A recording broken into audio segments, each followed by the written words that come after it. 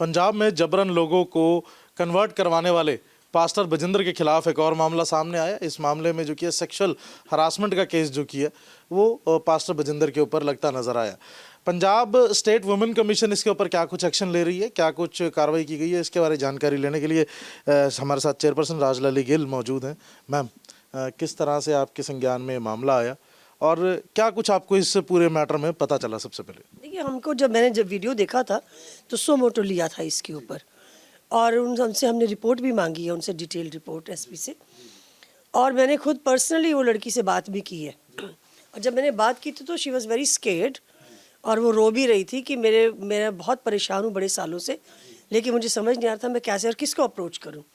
Anyway, जब वो लड़की से बात की तो वो जब मैंने देखा कि बहुत डरी हुई है, तो जो सिट बनी है 3 मेंबर्स की, तो मैंने वो मैडम रुपिंदर, आई थिंक उनका नाम है रुपिंदर और समथिंग, सो उनके जो सिट के हेड हैं, तो मैंने उनसे बात की। तो मैंने उनको ये भी बताया कि देखिए, आप सिक्योरिटी पर्सनल प्रोवाइड करवाएं, क्योंकि ये ना हो क्योंकि वो लड़की कहती है बार बार मुझे धमकियाँ आ रही हैं कि हम आपके परिवार को मरवा देंगे, आपको मरवा डालेंगे, क्योंकि वो पावरफुल बंदे के अगेंस्ट बोली है वो। तो उनको पर्सनल सिक्योरिटी प्रोवाइड करवा दी गई थी। आज भी उनसे बात हुई है तो उन्होंने यही कहा कि मेरे को एसएसपी साहब ने बयान के लिए बुलाया गया है इसके ऊपर। देखते तो हम यही हैं कि जो ये जैसे पास्टर हैं या बाबे हैं हमारे, कौन सा पंजाब में काफ़ी बार ये सब बातें हुई हैं, तो ये इनको जेल भी होती है, जेल से बाहर भी आ जाते हैं। और अगर पास्टर बजिंदर की बात करते हैं तो इनका अगर हम हिस्ट्री देखते हैं तो 2008 में ये मर्डर केस में भी अंदर गए थे, 2017 और 16 में ये फिर एक जीरकपुर की एक लड़की थी, उसके रेप केस में अंदर गए थे। शायद मतलब कि कहते हैं कि एविडेंस नहीं था तो ये बाहर बरी होके आ गए हैं, या कैसे बरी हुई हैं हमें मालूम नहीं है। अगर कोई बंदा हिस्ट्री शीटर है जिसके पीछे इतनी बार ये केसेस हुए हैं तो definitely there is something wrong somewhere, तो उसकी जो है जांच बहुत होनी चाहिए। और ऐसे अगर ये फैक्ट सामने आते हैं कि वाकई ये बात ठीक है जो लड़की ने एलिगेशन लगाए है, तो उसको सख्त से सख्त सजा होनी चाहिए। अगर बात की जाए पास्टर बजिंदर की, अब स्कॉन्डिंग है, लगातार कोशिशें कर रहे हैं कि कहीं से भी अपनी जो कि है जैक लगाकर या अपनी पावर का, अपने नेटवर्क का इस्तेमाल कर बच सके। लेकिन क्या अगर दोषी पाए जाते हैं पास्टर बजिंदर किसी तरह से, तो क्या पास्टर बजिंदर बच सकते हैं पंजाब वुमेन कमीशन की तरफ से या पंजाब सरकार की तरफ से? बिल्कुल नहीं बच सकते, क्योंकि अगर एलिगेशन ये है और हिस्ट्री है इसके बिहाइंड, तो इनको बचना नहीं चाहिए, इनको बख्शना नहीं चाहिए। Then he should be in the jail then, अगर ये एलिगेशन सारी सच निकलती हैं तो। क्या वुमेन कमीशन ये भी ट्राई कर रही है कि, क्योंकि पहले भी जो एक वुमेन का केस सामने आया था, अब एक और फीमेल का केस सामने आया, बहुत बड़ा डेरा पास्टर बजिंदर चला रहे हैं, तो क्या वुमेन कमीशन ये भी कोशिश कर रही है कि आने वाले दिनों में जो डेरे के अंदर और महिलाएं हैं उनसे पूछताछ की जा सके? देखिए, ये डेफिनेटली मतलब उनके हल्के के डीसीज हैं, एसडीएम्स हैं, या और प्रशासन है, इनको डेरों के ऊपर भी नज़र रखनी चाहिए कि क्या एक्टिविटीज़ चल रही है वहाँ पे।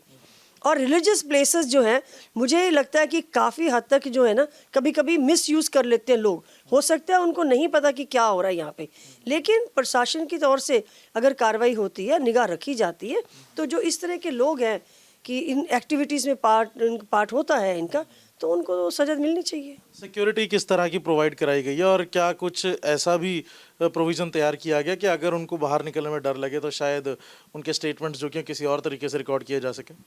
नहीं, सिक्योरिटी, उनके पास सिक्योरिटी गार्ड्स भेजे गए हैं, ताकि अब जैसे उनको आज स्टेटमेंट के लिए जाना था तो उसकी हिफाजत के लिए है उनके साथ। उनको अगर डर लगता है कि मैं अकेली हूँ, तो इसीलिए उनको सिक्योरिटी प्रोवाइड की गई है। तो और ये सिक्योरिटी हम हमेशा रखेंगे जब तक ये डिसाइड नहीं होता है कि कौन गलत और कौन सही है। मैम, क्योंकि आप खुद एक फ़ीमेल है और आपकी बात भी हुई है पीड़िता से, तो आपने ये जानने की कोशिश की कि इतने साल बाद ही ये बात क्यों खुल के सामने आई? बिल्कुल, मैंने उसको पूछा था। पहली बात तो उसने बोला कि मेरे बहुत छोटी थी, 17 ईयर्स से थी वो जब ये बात शुरू हुई है। फिर कहते मेरे को बहुत डराया धमकाया जाता था कि अगर तुमने ये बात बाहर निकाली तो हम आपके पेरेंट्स को मरवा देंगे, और कुछ जो इनको शायद सहायता मिलती होती हैं तो वो सब बंद हो जाएंगी तुम्हारी। तो इस डर की वजह से वो इस तरह से रही। तेन उसने ये भी बोला कि छोटी उम्र में मेरे को इतना समझ भी नहीं था, लेकिन अब जब है वो स्टॉकिंग चल रही है, कभी मैसेजेस भेजते हैं या कभी किसी को कांटेक्ट करने की कोशिश करते हैं इसके लिए, फिर उसको ये लगा कि नहीं, अब टाइम है कि मैं सबको बताऊं और मैं इससे ज़्यादा सहन नहीं कर सकती। आपकी बात हुई थी एसएसपी साहब से, तो उनके द्वारा भी जो कि एक स्टेटस रिपोर्ट आपके द्वारा मांगी गई थी, तो वो कब तक आ जाएगी और उसके बाद क्या कुछ आपकी कार्रवाई आगे रहने वाली है? उनकी स्टेटस रिपोर्ट मांगी गई थी, आज उनके बयान भी हैं और वो हमको डिटेल रिपोर्ट भेजेंगे। देखते हैं क्या है उस डिटेल रिपोर्ट में, उसके बाद एक्शन जरूर होगा।